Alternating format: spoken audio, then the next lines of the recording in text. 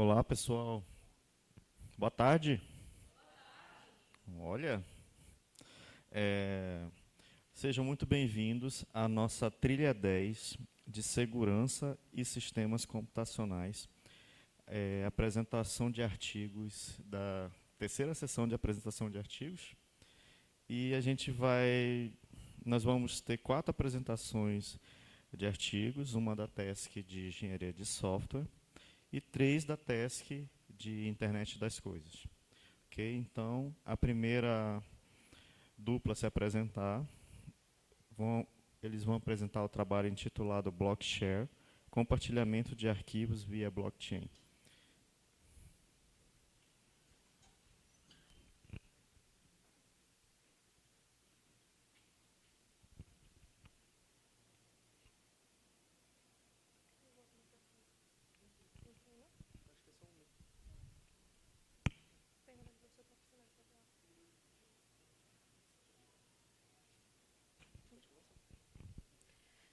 Boa tarde a todos. O nosso tema é Blockshare, um site de compartilhamento de arquivos via blockchain. Meu nome é Paloma, sou do curso de Sistema de Informação, e esse é meu amigo Lucas Betiol, do curso de Engenharia de Software. A nossa orientanda é a professora Iraciane Uban. Esse é o nosso roteiro. A gente vai trabalhar um pouco da introdução, um pouco do objetivo, metodologia, os resultados e a conclusão. Bom, introduzindo o tema, a gente tem alguns relatos e a gente tem já várias mostras. Tivemos inúmeros vazamentos, principalmente de sites que se consideravam sites de compartilhamento de dados, arquivos, informações, etc. E nós buscamos, através da segurança de dados e compartilhamento de dados, encontrar uma forma de desenvolver uma ferramenta utilizando a blockchain para poder mitigar um pouco esses riscos de segurança e aumentar, nos aproveitando, de certa forma, da descentralização dos dados e das ferramentas que são inerentes ao ambiente de blockchain, para a gente poder chegar nesse resultado de uma melhor segurança. A gente trabalhou na nossa metodologia em 3 tópicos. O primeiro é um pouco do mapeamento sistemático. O segundo é o modelo incremental.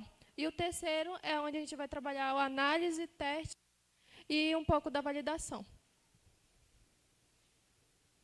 No nosso mapeamento, de início, foi onde a gente identificou nossas expressões de busca, a gente definiu as expressões de busca e como a gente fez essa filtragem também, onde a gente definiu também o protocolo.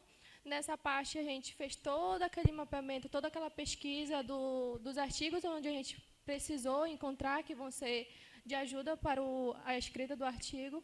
E a gente fez toda a extração de dados para finalizar necessariamente com 15 artigos, que foi de grande ajuda, tanto para a criação do site, quanto para o nosso artigo.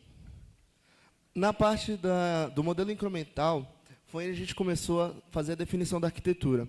Na parte da modelagem, a gente utilizou uma coisa chamada C4 Modeling Language, que é uma outra linguagem de modelagem, não é a OML, é uma forma baseada em como se fossem blocos assim. Ela é bem utilizada em certas áreas e a gente decidiu utilizar ela. A criação do protótipo, a gente utilizou o Figma para a gente poder chegar no design de um design aceitável. E a gente teve ajuda ali do nosso querido amigo Glauber para isso. Para o front-end, a gente escolheu usar o framework Next.js, juntamente com o Node no back-end. O Next.js é React no front-end, com Tailwind, e Node.js no back-end. A gente também utilizou o Firebase para poder facilitar certas coisas, como autenticação e etc. E a gente acabou implementando isso. A gente utilizou a API Pinhata para poder fazer a inserção desses dados dentro da blockchain e a gente usou o Hardhat, que é uma biblioteca que ajuda e facilita a criação de dApps, ou seja, aplicativos que utilizam a blockchain.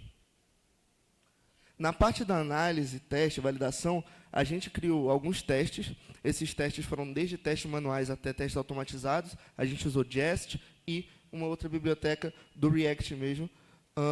Após isso, nós fizemos testes com alguns usuários.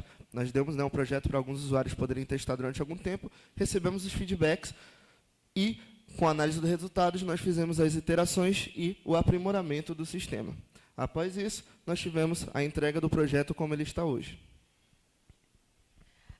Voltado para a parte do mapeamento, aí nós trouxemos um pouco das perguntas que nos ajudaram para a escrita dos artigos e também para a criação do site.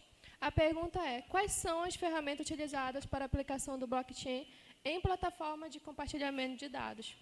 Foi encontrado em torno de 4 ferramentas, né, nas pesquisas, só que eu vou falar as principais, que foram 2, que é a solução de privacidade, chaves secretas, que é voltado principalmente, que eu menciono, na parte de segurança e privacidade do compartilhamento de arquivos, utilizando o blockchain.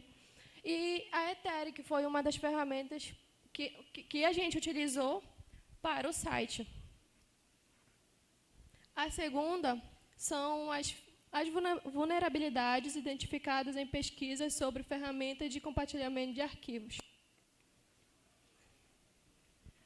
Das 4, a gente tem, principal, a política de acesso, que ela foca principalmente na parte das regras, de como ela vai focar, os usuários vão ter acesso na plataforma de blockchain, e os contratos inteligentes também, que foi que a gente viu, além de ser utilizado, também teve suas vulnerabilidades. E a última, que são as recomendações para as pesquisas futuras sobre compartilhamento de dados apontado em estudos recentes. Nós trouxemos 3, que foi a privacidade e segurança, que não pode faltar, e também o desempenho, que é focado principalmente na parte de avaliação da plataforma, da ferramenta que está sendo utilizada com o blockchain, e a eficiência e eficácia, que é sempre necessário futuramente, além de já estar desempenhando e utilizando a plataforma, é sempre bom estar sempre evoluindo. Bom, aqui na parte dos resultados, nós temos algumas telas, que eu vou acabar mostrando para vocês logo, logo. Na parte que ela acabou de falar, de contratos inteligentes, nós temos algumas coisas. Tem uma linguagem chamada Solidity, que foi uma linguagem criada para poder auxiliar na criação desses contratos inteligentes. Esse daqui é o site que foi produzido. E como vocês podem ver aqui, tem uma autenticação com o Google. Vou fazê-la rapidamente, para eu poder mostrar a funcionalidade do site para vocês. Essa Solidity, ela vai acabar gerando um artefato depois do deploy. E esse artefato vai ser utilizado pelo Hard Hat para ele poder entender e interpretar como ele deve criar cada um desses contratos inteligentes. Dessa forma, toda vez que nós subimos um arquivo, ele é automaticamente linkado a um contrato. Por quê? Porque a Ethereum pede isso. Então, nós temos que atender às solicitações feitas pelo Ethereum. Então, vamos fazer aqui, por exemplo, o upload de qualquer coisa. Vamos colocar aqui, por exemplo, assim, image remove. Pode ser. A gente utilizou uma integração com uma extensão muito conhecida chamada MetaMask, que é uma carteira virtual de criptomoedas. Através dela, a gente consegue fazer essas operações e a gente também consegue ver em qual progresso está o nosso upload do produto. Também conseguimos ver aqui, que eu já fiz outros testes, né, obviamente, e acabou de ser concretizado o upload. E aqui nós temos a imagem que vai ser baixada. Aqui, ó, não sei nem qual é o nome desse jogador, eu estava fazendo um site. Bom, e é isso. Essas daí são as imagens, mas acabei de mostrar para vocês algumas das telas. Temos outras telas, como, por exemplo, a tela do cadastro, etc. E é isso. A conclusão que nós chegamos é que o blockchain é, sim, uma ferramenta que pode ser utilizada, ela é viável, principalmente por questões de segurança, pelo fato dos nodos da blockchain serem irredutíveis e imutáveis, etc. A descentralização dos dados também causa uma maior segurança ao usuário dos dados que estão sendo ali trafegados, e etc. Então, chegamos à conclusão de que é, sim, uma solução viável. A blockchain ela tem, sim, um desempenho decente, porém, no futuro, a gente vai mostrar aqui que ela pode ter alguns problemas em relação à escalabilidade, justamente pelo fato da utilização de uma API e não de uma ferramenta puramente nossa. Aqui nós temos as limitações. Como foi dito, escalabilidade e demanda de transações. Utilizando a API Pinhata, ela tem o limite do quanto que você pode chegar de transações gratuitas. Então, a gente teria que mitigar isso fazendo a nossa própria API com injeção. Como que a gente poderia fazer isso? Utilizando duas ferramentas, o Ganache e o Truffle, que são também duas ferramentas muito conhecidas aí para quem faz coisas envolvendo blockchain, de apps, etc., na parte do Ethereum. Só que não tivemos tempo para poder fazer isso e nem os recursos, porque tem algumas coisas que implicam a utilização dessas ferramentas. Interoperabilidade de sistemas legados. Teríamos que ver também a adesão do público, né, a essa nova ferramenta, e também regulamentação. Recentemente passaram algumas leis em relação a criptomoedas, blockchain e etc. Então, a gente não sabe muito bem em que pés estamos aqui, até porque a maior parte dos sites que utilizam essas ferramentas não estão hospedados no Brasil. Na parte de trabalhos futuros, a gente planeja, né, essa parte do mecanismo de escalabilidade com mais eficiência, assim como eu acabei de falar, da parte de criar nossa própria API, com injeção e etc. Interoperabilidade, ou seja, aumentar a aceitação também, e a operabilidade dele com outros sistemas, e a aplicação em outros setores que não sejam apenas os descritos nessa apresentação. Essas são as nossas referências. Muito obrigado pela atenção.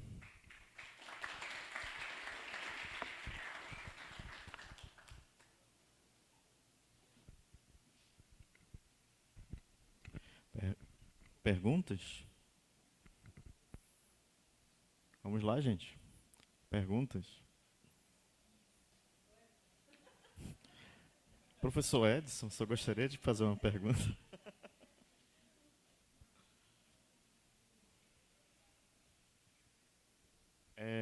Na verdade, eu tenho uma curiosidade, na verdade. Eu vi que vocês trataram um pouco de segurança da informação, né? Toda essa questão aí. Mas, assim, vocês ainda não viram essa questão legal aqui no Brasil? Porque, assim, você acabou de comentar que a maioria dos sites que fazem esse tipo de serviço não são hospedados no Brasil.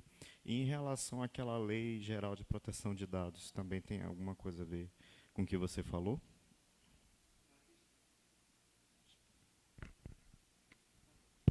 A questão que eu tinha falado da lei que foi passada, foi uma lei passada recentemente em relação a criptomoedas e as suas localizações. Como o sistema funciona à base de uma troca de criptomoedas, a gente teria que ver em que pé a gente estaria com essa lei. Porque ela fala sobre carteiras virtuais e o MetaMask é uma carteira virtual, então a gente teria que ver nessa relação. Mas em termos da lei sobre segurança de dados, estaria sim de acordo, porque em nenhum momento se fala sobre criptografia na blockchain de um aspecto contra na lei de segurança de dados. Mais perguntas?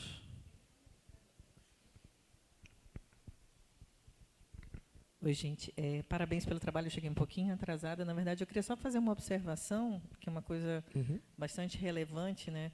É que, se vocês notarem lá, quando vocês listaram, né, as limitações, aliás, vocês notaram, obviamente, mas as pessoas, o que você lista, às vezes as pessoas ficam um pouco receosas em listar as limitações, mas isso é muito amadurecimento do trabalho, né, de identificar. Tem algumas coisas que você não tem controle, algumas limitações, e outras não, né?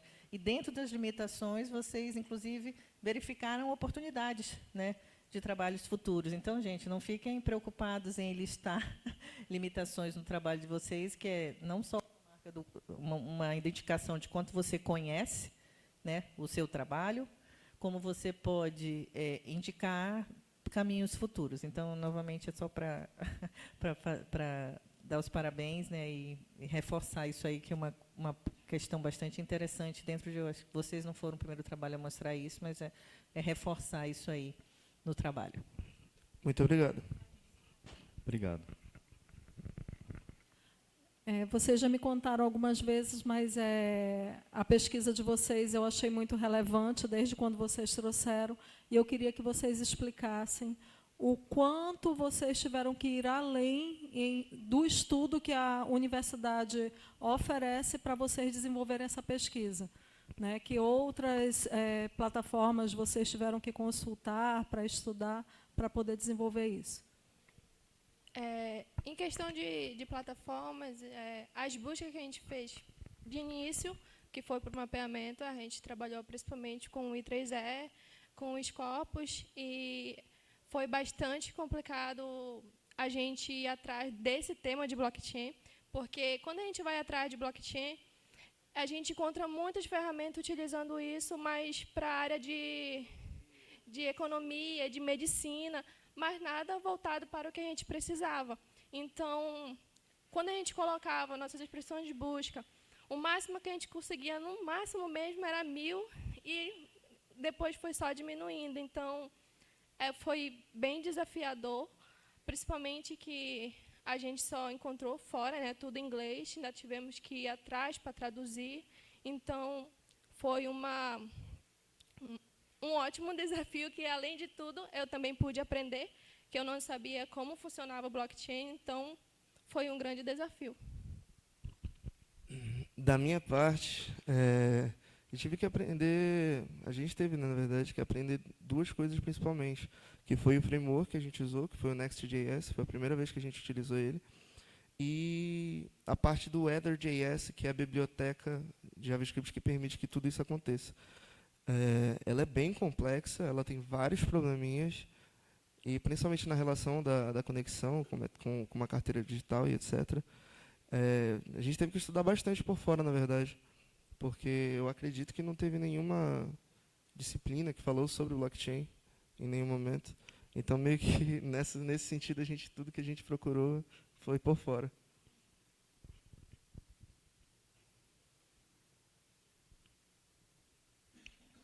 Mais perguntas?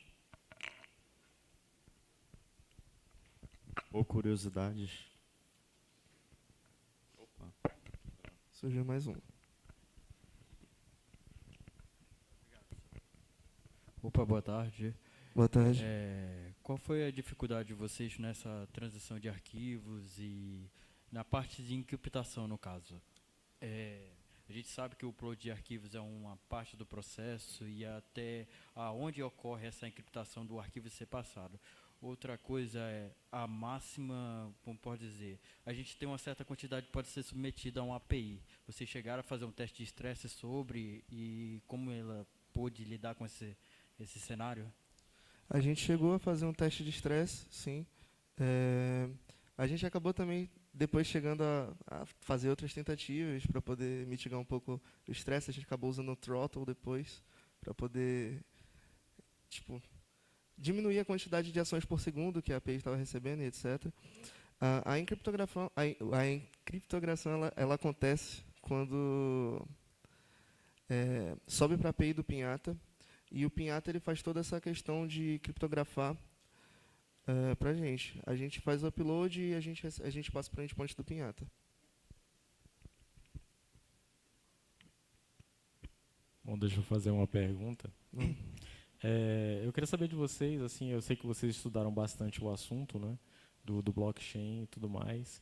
Eu queria saber qual é a perspectiva de vocês em relação ao blockchain, né, a nível assim de uso, de usabilidade.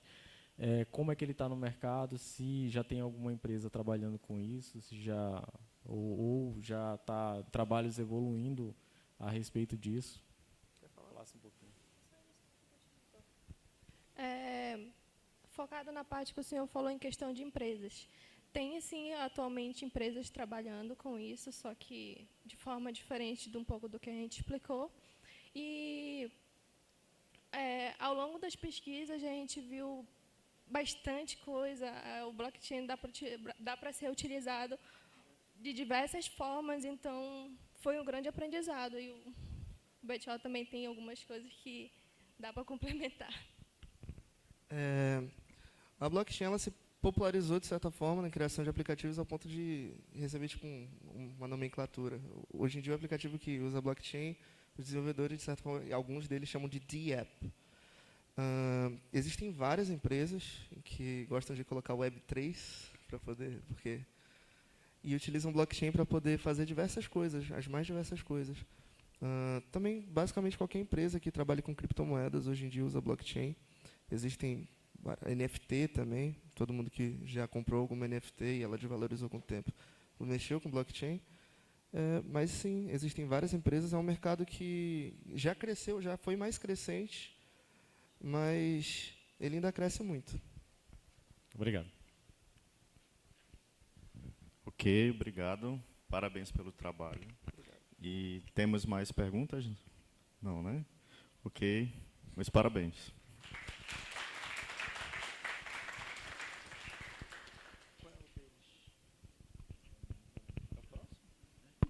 Ah, tá bom. Então vou abrir. Tá, pode deixar aí.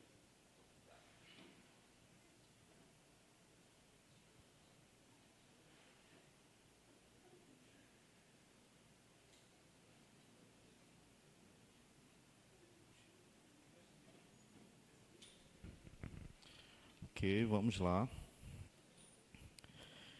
Continuando aqui a trilha 10, Segurança de Sistemas Computacionais e da Informação.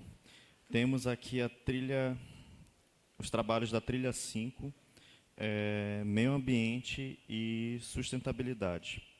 O primeiro trabalho da trilha 5 é orientado pelo professor Edson de Araújo Silva, o trabalho intitulado Monitoramento de Área de Preservação Ambiental com Aprendizado de Máquina, Monitoramento de Área de Preservação Ambiental com Aprendizado de Máquina. Pode vir aqui o Alex e o João.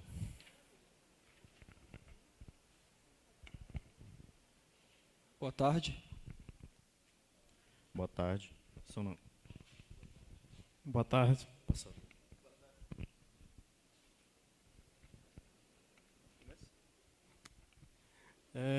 Nós vamos apresentar nosso projeto, cujo tema é monitoramento de área de preservação ambiental com aprendizado de máquina. Bem, vamos começar primeiro com o nosso tema.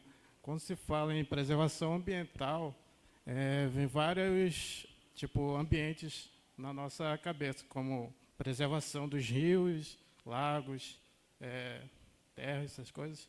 Mas nosso objetivo, a gente focou mais na parte da floresta mesmo, na parte da mata, preservação da floresta. Pode passar.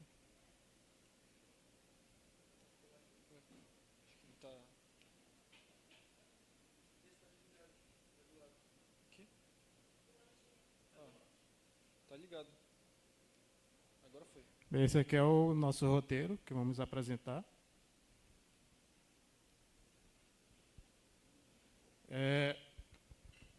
Como eu citei, nosso foco foi mais na parte da preservação da floresta, né? E com isso a gente focou mais na parte do desmatamento.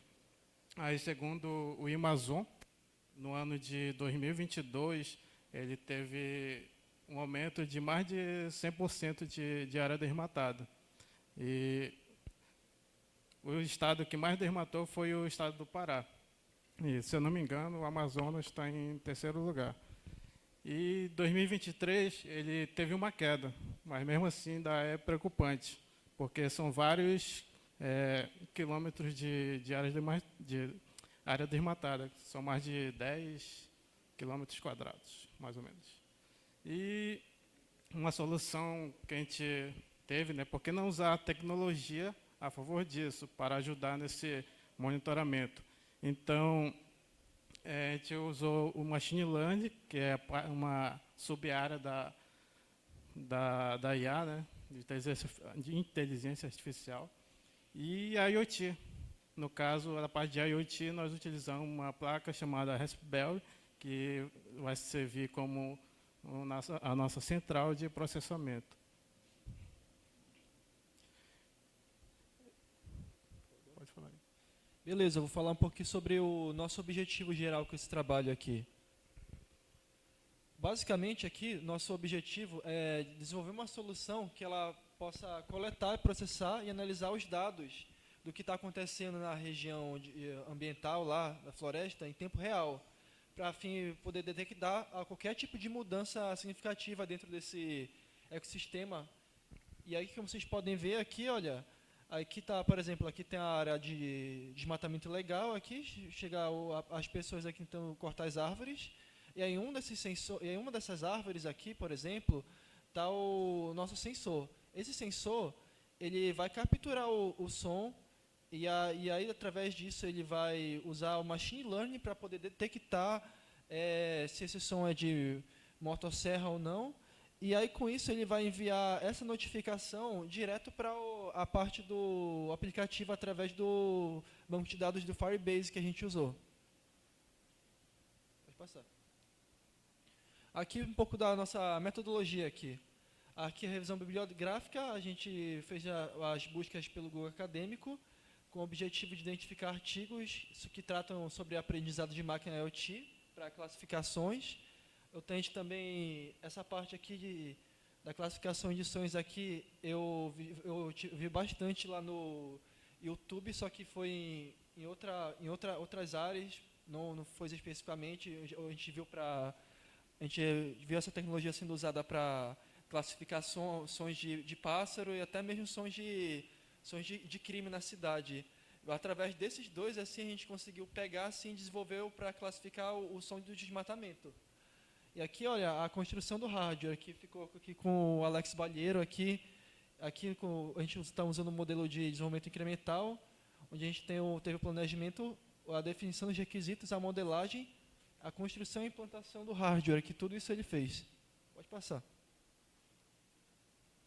Aqui a coleta de dados, aqui basicamente, a gente fez aqui uma pesquisa aqui sobre os sons da motosserra, aqui para que a gente usar como base de dados para a parte lá do Machine Learning em Python. Depois que essa parte da Machine Learning já estava pronta, o próximo passo foi desenvolver o app para que pudesse se conectar diretamente com o dispositivo lá da Raspberry. E com isso processar os dados e a seleção de algoritmos. Depois disso, a gente fez os testes aqui. A gente fez os testes para treinar o machine learning, lá, o algoritmo, para ele poder detectar os sons da motosserra e diferenciar de outros sons, como uma roçadeira, um carro, um pássaro, por exemplo.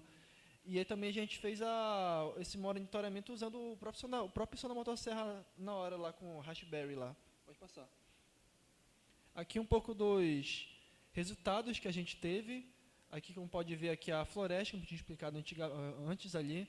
Aqui é a motosserra e aqui é o sistema que vai funcionar, basicamente. Dentro aqui, escondido em algum canto da região da florestal, vai ter bem aqui o Raspberry. Nele vai ter o sensor de som. E nesse sensor de som, ele vai estar sendo alimentado, o Raspberry tudo, pelo painel solar. É isso que vai manter ele direto, assim, sem desligar. E com isso, ele vai pegar aqui e vai transferir os dados via internet aqui para o aplicativo em tempo real, para qualquer mudança significativa. Aqui, como pode ver aqui o aplicativo, aqui está a tela de cadastro, onde tu pode entrar com o teu e-mail e senha para criar tua conta. E aqui ele te mostra a geolocalização de onde está o Raspberry, na região ambiental aqui, que mostra aqui exatamente aqui a latitude e a longitude exata. E aqui, além disso, implementado aqui, tem uma lista de contatos que a gente pode adicionar dentro do aplicativo para poder, justamente, caso aconteça alguma notificação de desmatamento, uma coisa do tipo, a gente já está alerta assim e ligar para as autoridades e contatos importantes para avisar que, olha, está acontecendo desmatamento aqui na região tal, aqui. E a gente manda aqui as coordenadas aqui e aí eles vão lá investigar. Só para implementar um pouco, a segunda tela é quando não há nenhuma notificação, tipo, não detectou nada, nenhum tipo de som, então ele fica assim. Aí quando ele detecta, ele aparece o pontinho vermelho e a localização. Essa aqui foi a nossa solução proposta, né? Temos as placas solares, as mini placas solares, que ela vai alimentar, na verdade vai carregar as baterias, e esse aqui é o Raspberry com o microfone. Agora eu vou falar aqui um pouco sobre esse algoritmo de treinamento aqui. Basicamente, aqui para poder a parte lá do Machine Learning entender, diferenciar cada tipo de som, a gente teve que usar diversos tipos de espectrogramas para ele poder diferenciar cada som de som em relação à frequência da onda. Como, por exemplo, aqui na primeira imagem aqui, ele pega aqui exatamente a forma da onda que tem o som na motosserra. Depois disso, é convertido para o espectrograma de Mel, que é basicamente a forma da onda, só que convertida para a frequência que nós, humanos, conseguimos escutar, basicamente. Que exatamente é isso que é o espectrograma Mel. Aí, como pode ver aqui no espectrograma Mel, ele pega assim a frequência humana, assim, e aí ele vai convertendo para cada uma dessas classes, como cricket, grilo, sirene e motosserra.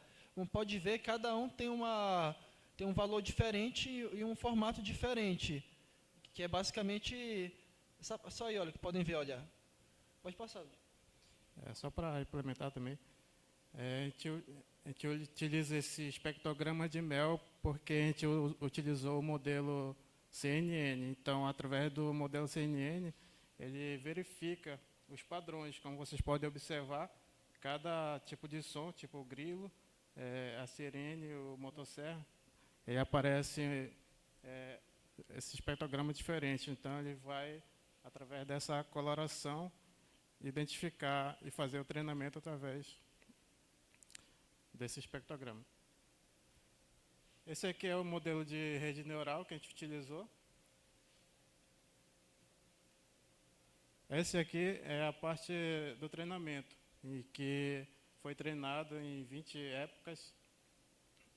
E a nossa acurácia deu bem baixa, porque trabalhar com som é diferente de trabalhar com imagens. Então, a nossa acurácia deu 47%, deu bem baixo, mas deu para a gente fazer alguns testes, mas só que com um pouco de dificuldade, porque além do motosserra, ainda estava identificando outros tipos de sons. Esse aqui é o monitoramento em tempo real. Quando o nosso algoritmo ele não identifica nenhum tipo de som, ele dá a mensagem, não é motosserra. E caso ele identifique o som de motosserra, ele vai mostrar a mensagem, que ali detectou um som de motosserra ali, e ao mesmo tempo vai enviar para o aplicativo, através da internet.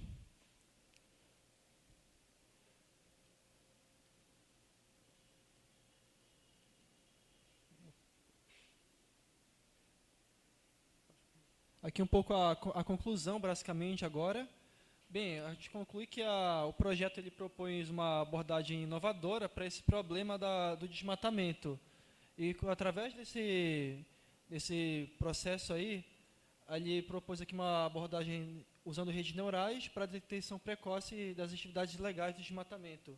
Através dessa análise de áudio, usando o algoritmo Machine Learning, junto com o hardware lá do Raspberry, que junto com o aplicativo, que tudo isso cria um sistema que seja capaz assim de poder monitorar assim, em tempo real se está acontecendo ou não uma violação lá na floresta.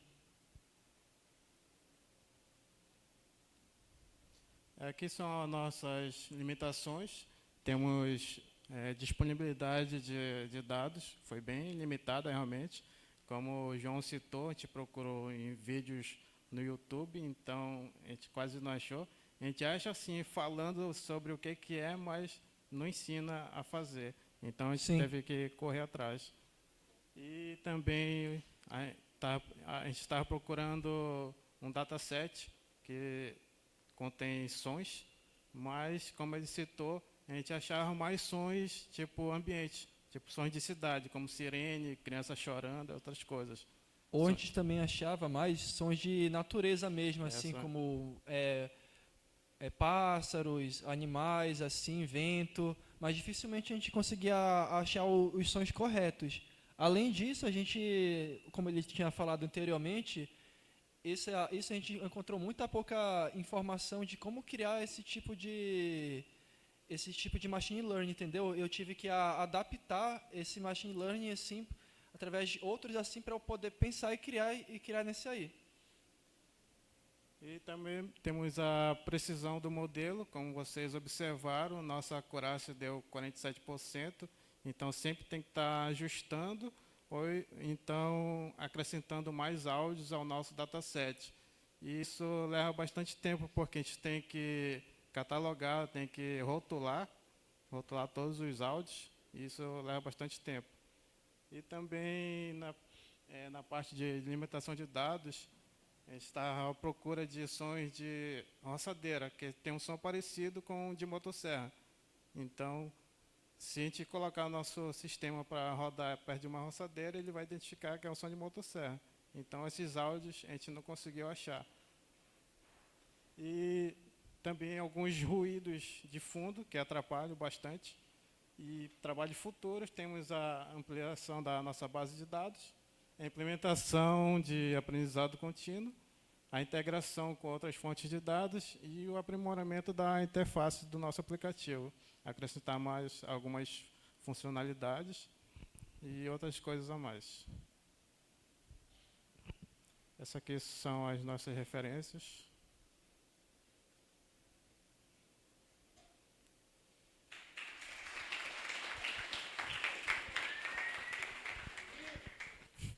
Perguntas, pessoal? Perguntas? Fredson.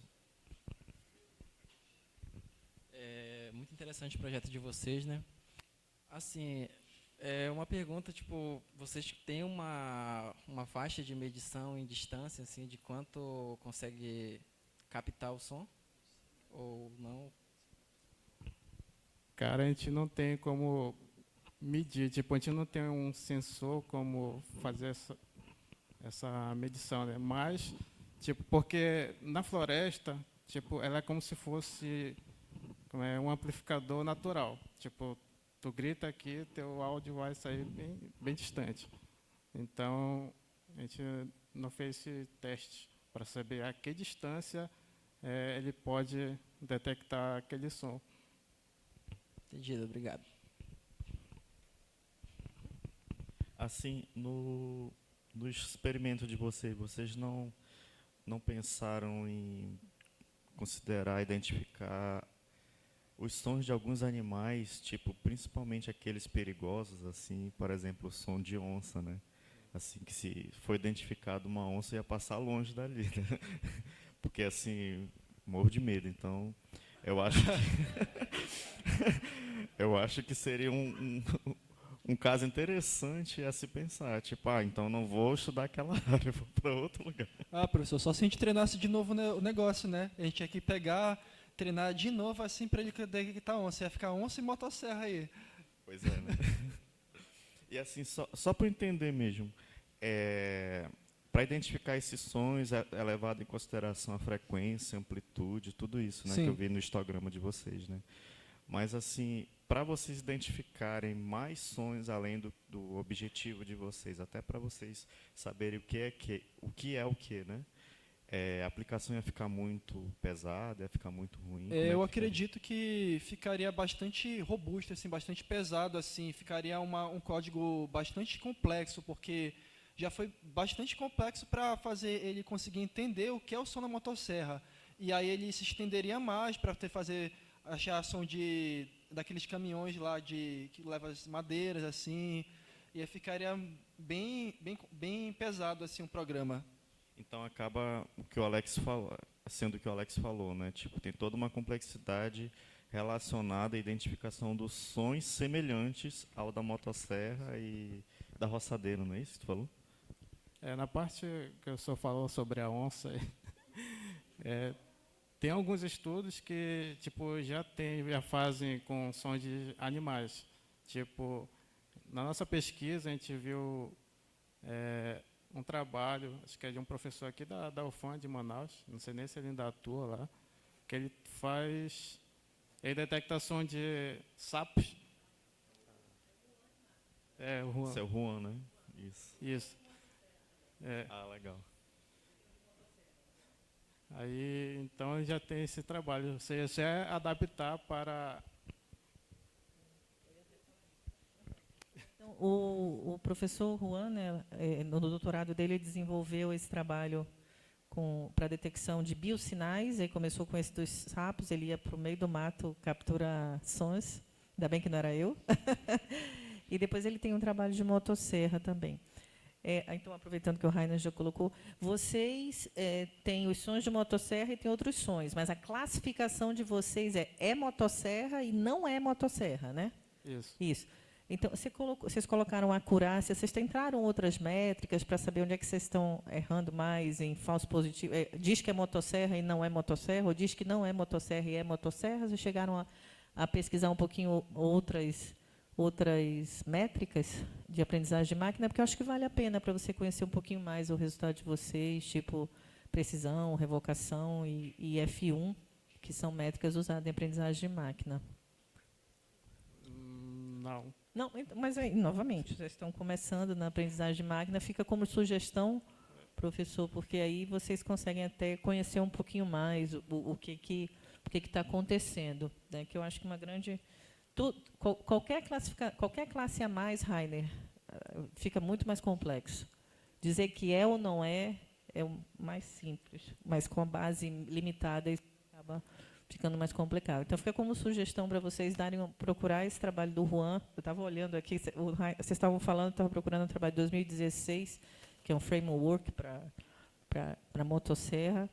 E essas outras métricas também de aprendizagem de máquina, mas eu acho que o caminho é esse que vocês colocaram aí, de aumentar a base, né? Quanto mais sons do que é motosserra e do que não é, som ambiente vale também para você auxiliar, imagino eu.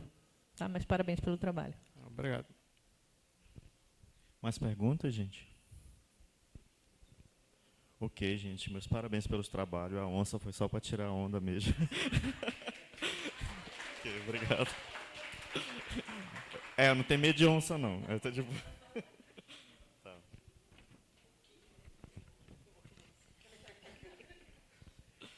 Bem, dando continuidade aqui na trilha 5, meio ambiente e sustentabilidade, eu chamo aqui para frente o sistema de gerenciamento de irrigação baseado em IoT.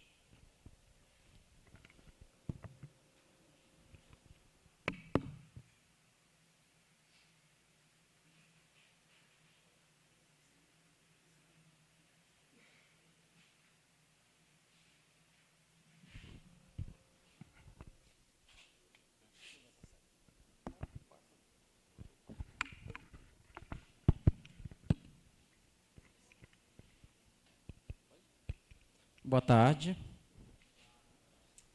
Trouxemos aqui o tema Sistema de Gerenciamento de Irrigação baseado em IoT. A pesquisa foi feita por mim, Fredson Gonzaga, Tiago Fragata, sob a orientação do professor Adriano. Vamos seguir o seguinte roteiro. Uma pequena introdução aqui. Mota diz que a agricultura familiar ela tem uma grande importância aqui no Amazonas, sendo uma da terceira atividade muito produtiva em termos de produção mesmo, né? Então, mesmo com toda essa importância, ela ainda passa por alguns obstáculos, que é a falta de mais tecnologias para apoio dessas atividades. Pensando nisso, propomos um sistema de irrigação automática. Aí a gente vai falar mais sobre ele aqui, explicar mais, e como foi nossa pesquisa para chegar ao protótipo. Nosso objetivo geral foi fazer o mapeamento sistemático, né? Obter esses dados para o desenvolvimento do hardware e software, para no final ter um bom protótipo. A metodologia utilizada para a pesquisa foi o mapeamento sistemático. E para o desenvolvimento utilizamos Design Thinking. Aqui estão as etapas do mapeamento sistemático, que é o planejamento, condução e resultado. E também as etapas do Design Thinking. Dando início aos resultados do nosso mapeamento, Primeiro, na elaboração do protocolo, criamos 3 questões de pesquisas. E também definimos essas bases de dados onde iríamos procurar trabalhos relacionados. Aqui tem as expressões de busca em português, que é a nossa linguagem nativa, e em inglês, para ter uma amplitude maior em nossa pesquisa. Esses foram os critérios de seleção para o nosso filtro do mapeamento sistemático e a condução do mapeamento.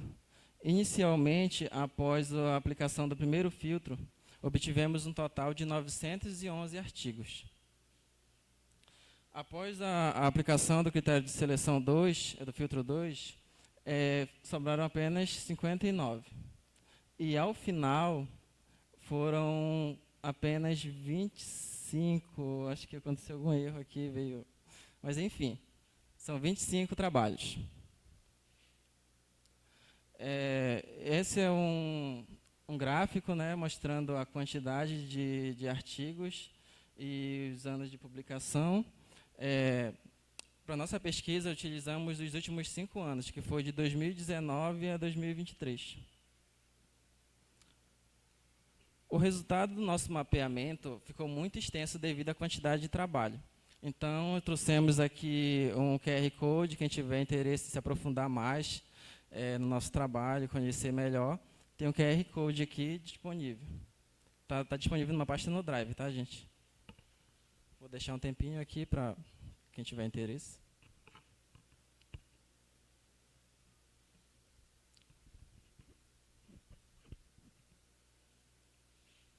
Então, vamos lá. Dando seguimento, o colega aqui vai falar um pouco sobre as etapas do nosso modelo de desenvolvimento. A gente obteve o resultado do mapeamento e aí a gente partiu para o próprio desenvolvimento do protótipo, como que a gente ia fazer. E aí a gente definiu a metodologia de desenvolvimento, foi o Design Thinking, que é para a gente aprender também, que era bastante interessante. Né? 1 ano atrás ela era uma novidade, então a gente resolveu aplicar ela. O Design Thinking ele tem algumas etapas e a gente vai prosseguindo etapa por etapa e eu vou explicando. A primeira etapa é a de empatia, onde a gente vai entender com o nosso público o que está acontecendo. Né? E a gente realizou entrevistas com os agricultores para entender, né, as suas dores e identificar alguns problemas, os problemas deles, no caso. E como dores, eles tiveram, a grande porção foi que era sobre um problema sobre o controle da irrigação e sobre as fortes ondas de calor. No caso, nosso público que foi realizado em agricultores de plantação de guaraná. Então, um dos problemas foi as ondas de calor que afetavam no produto, na qualidade. E identificando os pontos problemáticos, que era o desperdício da água, a falta de automatização no acionamento, que ocasionava no desperdício. Partindo para a segunda etapa, que a gente vai identificar os nossos desafios, o problema a ser enfrentado, a gente sintetizou ele em 2, que era a falta de controle sobre a irrigação e a dificuldade em monitorar aqueles dados da plantação. E aí, com os problemas identificados, a gente vai tentar buscar as soluções, que aí a gente realiza o brainstorm e tudo mais. E aí, realizando as ideias, a gente selecionou aqui algumas das muitas que apareceu, que foi um aplicativo móvel, aplicação de sensores de umidade, sensor de temperatura, sensor de umidade do solo e o fluxo de água para medição lá da água, né, para saber a quantidade que está sendo usada. E sensor de corrente e de tensão, para identificar o consumo de energia. Contudo, todas essas etapas realizadas, a gente vai para a prototipação. A parte a gente vai realmente criar, botar a mão na massa para desenvolver. Nossa arquitetura se baseia... a gente usa um aplicativo móvel, que a gente está usando o React Native para desenvolver, e uma ESP 8266 como placa, como microcontroladora. Nessa placa, onde nós temos todos os nossos sensores conectados, a gente consegue atuar também no acionamento da irrigação. E tudo isso é conectado, está se comunicando com o Firebase em real time. E a gente consegue monitorar e controlar essa irrigação. Aqui é um exemplo, né, o que a gente quer chegar, e a gente aplicou... Aqui, ó, essa aqui são as nossas telas do nosso aplicativo. Nós temos o login, uma tela aqui onde a gente vai conseguir visualizar todos os sensores que estão conectados. Uma plantação ela pode ter um ou mais pontos de sensores de controle. Então, a gente consegue ter a gente consegue controlar uma grande área da plantação, conseguindo melhorar assim, a qualidade do produto em si. Onde pode acontecer de uma certa região estar pegando muito sol e a outra tem sombra. Então, a gente consegue atuar lá naquela área para melhorar a umidade, a temperatura, daí controlar isso. E, assim, acarretar em um produto melhor. E aqui é a monitoração. A gente seta aqui, consegue setar o tipo da plantação, definindo a configuração dela, sobre qual é a melhor umidade e temperatura para aquela região ali, e o tipo da plantação. E a parte de consumo, onde consegue controlar, monitorar o quanto que está gastando, o quanto está consumindo em tempo real, e ter uma predição de quanto que vai custar aquilo ali, que também acarreta no valor final do produto. Tudo isso aqui a gente está falando do produto Guaraná, né, que a gente testou com base nesse produto. Mas a gente não chegou aí para Maués nas plantações, porque fora da época do Guaraná, então não tinha como a gente aplicar. E aqui a gente aplicou ele um protótipo em um vaso em casa mesmo, no caso de coentro. A gente fez todos os testes aqui, né? Foi mais para a questão de teste, a gente testar se estava funcionando, transmitindo e tudo mais. E resultou, esse aqui é o nosso resultado, a gente consegue controlar. Aqui nós temos uma bomba que aqui simboliza o que vai acionar a irrigação, no caso. Acho que ele consegue falar melhor sobre isso. Como podemos ver aí, nosso protótipo físico, né? Como o colega disse, a gente não conseguiu aplicar em grande escala, mas fizemos alguns testes no vaso. Foi bem interessante, conseguimos todos os dados, coletar todos os dados dos sensores, fazer o tratamento desses dados, e o protótipo pode funcionar muito bem aplicado em qualquer outro lugar. Isso é bastante interessante, né? A gente projetou ele para se adaptar a qualquer tipo de plantação, tanto as controladas quanto as grandes escalas abertas. A gente projetou ele com esse intuito, né, de ter uma irrigação e a gente só acoplar o nosso dispositivo e fazer funcionar e controlar tudinho. Essa parte foi a de teste, a gente testou e obteve, a gente tem como algumas limitações, né, que é a nossa placa que a gente usou, foi uma má escolha nossa, no caso, só que era o processamento. Como tinha muitos sensores, muito processamento dentro dela, acontece ainda às vezes de estourar a memória. Então a gente teve que tratar isso, a cache e tudo mais, mas a gente conseguiu resolver, contornar.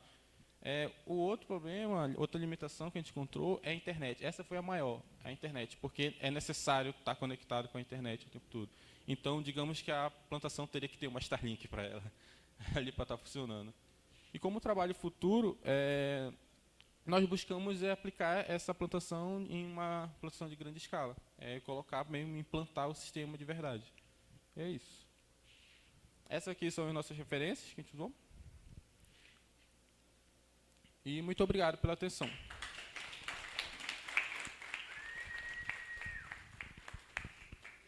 Parabéns pelo trabalho, meninos.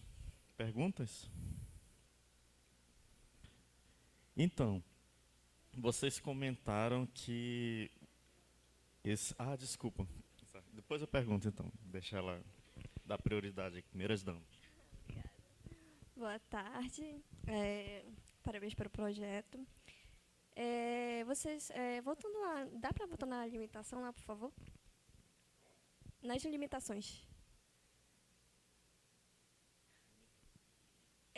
Nessa parte de capacidade de processamento, né? Vocês não encontraram nenhuma outra placa que pudesse cobrir tudo, essa limitação, digamos? Como eu disse, foi uma má escolha nossa, né? Quando a gente decidiu que ia usar ela, a gente não tinha conhecimento sobre a parte de embarcados, a gente não entendia muito sobre o assunto. Então, a gente escolheu ela porque com base na nossa pesquisa, a maioria dos artigos usavam ela. Então, ou era a USP 266 ou era a outra ESP, que é a LoRa. Só que a LoRa é fora do nosso orçamento. Aí foi tudo isso, né? Então, o que a gente tinha aqui de acesso foi a ESP 266. Então, a gente resolveu utilizar ela por conta disso. Mas aí, depois a gente entendeu que realmente tinha outras opções bem melhores e mais viáveis de a gente implementar. No caso, foi mais para questão de custo, né? Saiu mais em... Não de custo. Eu acho que também pode ser de custo, mas da gente não ter o conhecimento sobre as outras placas melhores, entendeu? Ah, tá entendendo. Ainda estava em fase de descoberta, né, em relação ao trabalho, né? Mais perguntas, pessoal? Então eu posso perguntar. Vocês disseram que vocês conseguem adaptar esse equipamento a qualquer tipo de cultura, né? Por exemplo, se eu quisesse colocar no meu viveiro de suculentas, eu poderia? Poderia.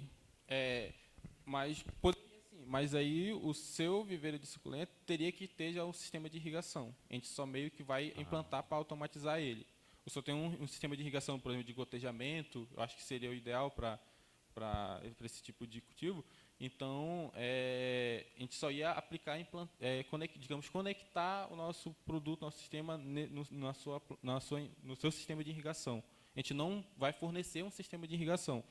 A gente vai conectar, acoplar o nosso dispositivo nele para controlar e monitorar, deixar automatizado isso. Ah, entendi. O objetivo seria automatizar esse sistema de irrigação. Entendi. Só complementando um pouco do que ele falou, o sensor higrômetro ele possui... a gente pode também controlar a precisão dele, né? A umidade que ele vai acionar a bomba, por exemplo. Então, tem essa questão aí de se adaptar às outras culturas, né? Então, se essa planta aqui precisa de menos água, por exemplo, a gente vai lá e controla. E ele possui duas formas. Se ele estiver sendo usado pela porta analógica, né, tem como a gente controlar isso no código. E se for pela porta digital, ele tem um tripotezinho. Aí vai lá e dá para controlar. Interessante, muito bom saber. Perguntas, pessoal? Perguntas, Edson?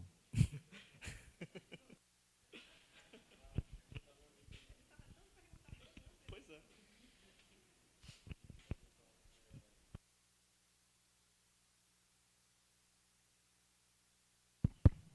Agora sim. Então vamos lá. Parabéns pelo trabalho de vocês, tá? Eu vi aí o resultado bacana. O que eu queria saber, assim, vocês disseram que esse protótipo, essa solução de vocês, né, pode ser aplicada em grande escala, uma plantação de grande escala. A minha dúvida é, o que eu preciso fazer, baseado na solução de vocês, para implantar isso numa produção de grande escala, por exemplo? Porque uma grande escala envolve, por exemplo, uma bomba de grande potência, envolve um monte de outras coisas que talvez precisasse colocar algum equipamento ali para dar suporte, entendeu? Tá. Levando para grande escala, no caso, né, ali vai ter uma bomba assim com uma potência maior, né, que não pode ser acionada por um relé, vamos dizer assim. Então, o acionamento dela já teria que utilizar um contator ali para fazer acionamento, né? Mas, basicamente, essas são poucas mudanças. Seria mais o contator mesmo, porque ia jogar a energia o relé e ativar o contator, no caso, né? Aí eu não sei se está indo para esse lado a sua pergunta, né? Mas, se for, a resposta é essa. Não, é isso mesmo. Com relação à plantação, ela tem que ter já um sistema de irrigação. Então, a gente só automatiza ele. Ela tem que ter, então, a bomba tem que estar ali, todo o sistema tem que estar completo. Então, se já tem um acionador da bomba, provavelmente já tem um contator lá. Então, a gente só meio que vai conectar nele, na porta a gente vai controlar, né? Então, não tem muito esse problema de a gente desmontar nosso protótipo e tal. A gente só vai ser do plug and play. Essa é a ideia, né, de ser plug and play. É isso. Legal, parabéns. Ok. Então, não temos mais manifestações. Parabéns pelo trabalho.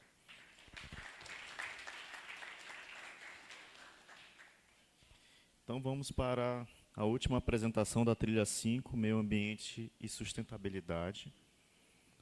O próximo trabalho é Sistema de IoT de detecção de incêndios de baixo custo utilizando o protocolo MQTT.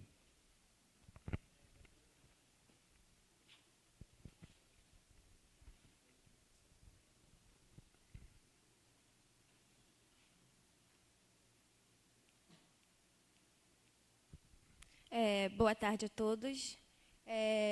Eu vim apresentar o trabalho, que é um sistema de IoT para a detecção de incêndio de baixo custo utilizando o protocolo MQTT. Eu sou Ana Landa Monteiro Prestes, tinha o meu colega também, o Edson Carlos Viana Júnior, e o nosso orientador, que no caso é o Adriano de Souza. Aqui o nosso roteiro de apresentação. E eu vou começar com uma pequena introdução. A gente sabe que os grandes incêndios eles se tornam notícias na televisão. E, muitas das vezes, isso acaba afetando o nosso trabalho, a nossa família e, principalmente, a nossa saúde.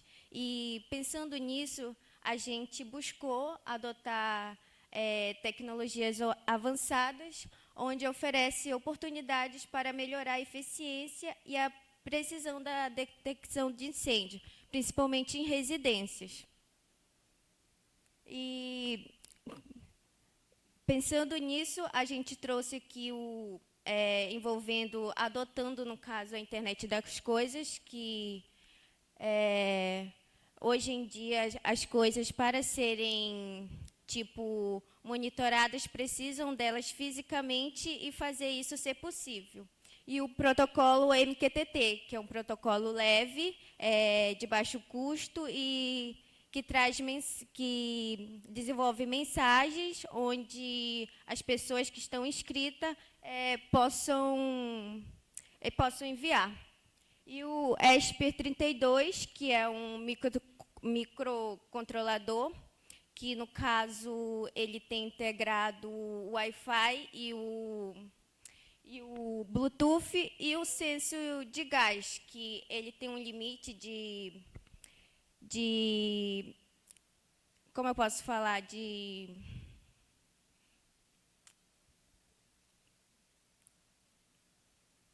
no caso de detectar gases de até 300 e 1000 ppm.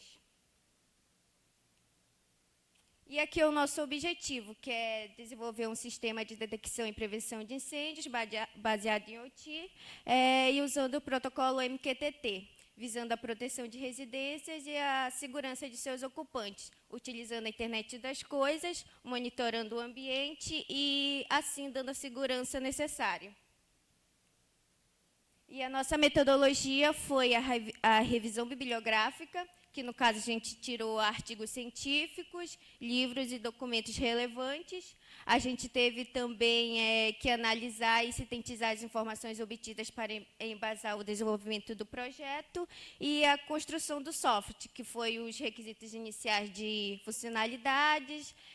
A gente também viu o material que a gente poderia usar e a montagem do protótipo do sistema, implementar e testar. E, com esse resultado, a gente obteve 22 trabalhos, que, no caso, foi usando as palavras como internet das coisas, técnica de detecção de incêndio, o uso dos componentes de hardware e comunicação entre o sistema de dispositivos. E as nossas principais fontes foi o Google Academic e a SBC. E aqui a gente teve a nossa arquitetura. A nossa arquitetura ela teve 4 pontos principais, que é o ambiente, o processamento em nuvem, o MQTT, que é o processamento em nuvem, no caso, os sensores e o microcontrolador.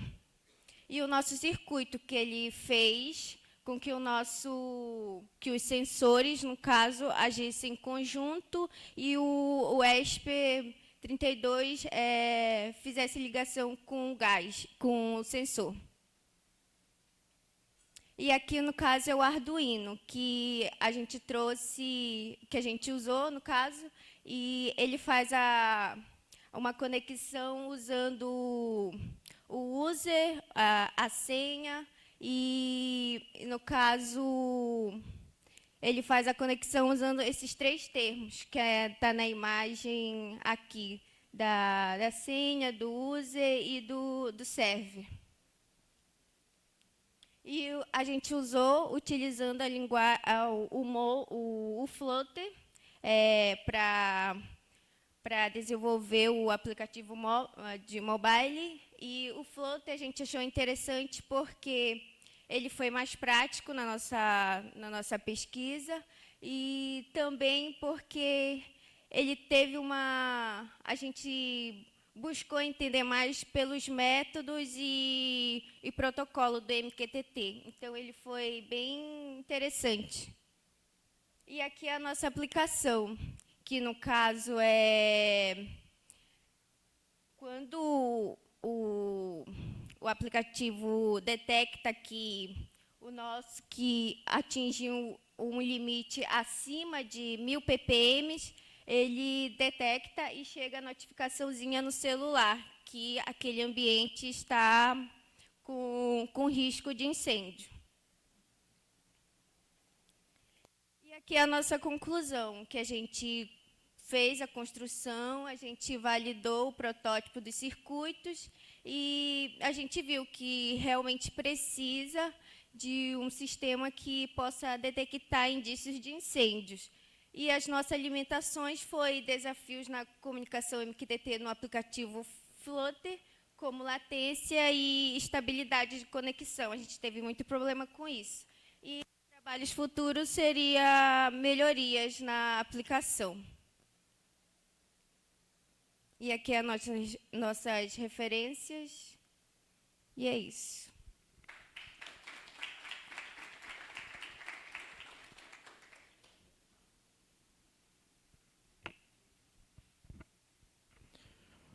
Olá. Perguntas? Vamos lá. Vamos lá, gente.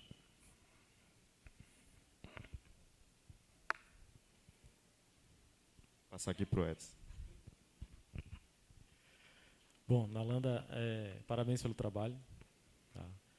Eu queria perguntar para ti, assim, vocês desenvolveram só um protótipo ou vocês desenvolveram vários protótipos? Como é que eu instalaria isso, por exemplo, numa residência? Eu poderia espalhar por cômodos ou seria um local fixo? Como é que seria isso? Seria, no caso, um local fixo. A gente fez um protótipo. Mas, no caso, daria para fazer mais e Sim. acabar colocando em vários cômodos. Poderia ser feito assim, dessa. Sim, só que na nossa arquitetura a gente colocou principalmente a cozinha. A cozinha por causa do sensor de gás, né? Isso, o ambiente. A gente estudou o ambiente e foi a cozinha. Mas tem um sensor de temperatura ali também, né? Não poderia ser usado em outros... né? Poderia. Sim. Tá.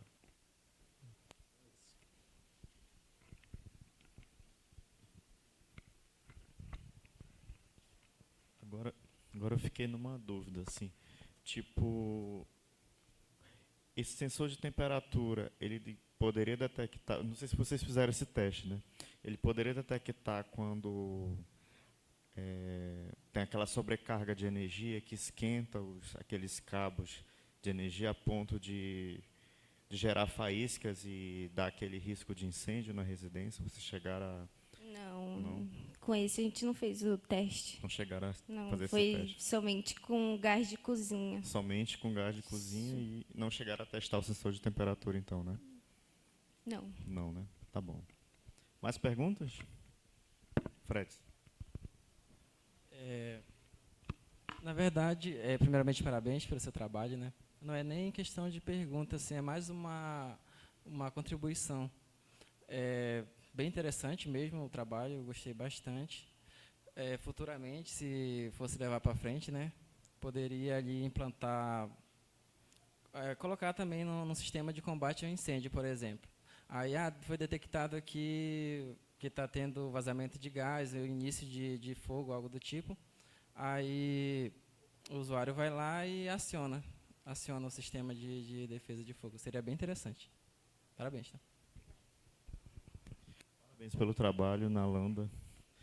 E é bem interessante mesmo, bem a ideia também, né? E inclusive a conexão com o celular, né? Bem bacana o seu trabalho. Mais perguntas, gente? Então, com o trabalho da Nalanda e do Edson, né, a gente finaliza aqui a sessão, a trilha 5. Ok? Então, muito obrigado. Os próximos, seguindo a programação aqui do evento, deixa eu abrir aqui.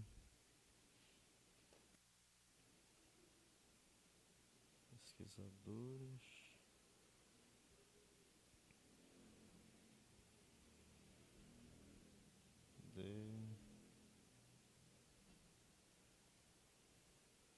Seguindo a programação do evento, daqui a pouco, logo mais às 15h30, a gente tem exposição de banners aqui no hall do Bloco A, com a trilha 8, Ciências de Dados e Inteligência Artificial, que teremos a apresentação de seis projetos da P2. Logo mais às 16 horas até às 16h30, a gente tem mais 2 trilhas de artigos, né, de apresentação de projetos, ideias inovadoras usando a internet das coisas, que são 3 projetos. E a trilha 6, a gente tem ferramentas tecnológicas para a educação, que é a apresentação da monitoria, né? E às 17h30, às 18h30, a gente tem aqui uma super palestra também. A gente tem um keynote speaker com o título Falando de Tecnologias e Lições Aprendidas de um Egresso dos 7. O palestrante é o Francisco Gabriel Teixeira Marinho. E a gente parte para o encerramento, né, onde a gente vai ter a premiação também do jogo do Pong, né? Quem ainda não jogou e quiser conhecer lá o jogo Pong também, fique à vontade, tá bom? E é isso. Obrigado pela presença de todos.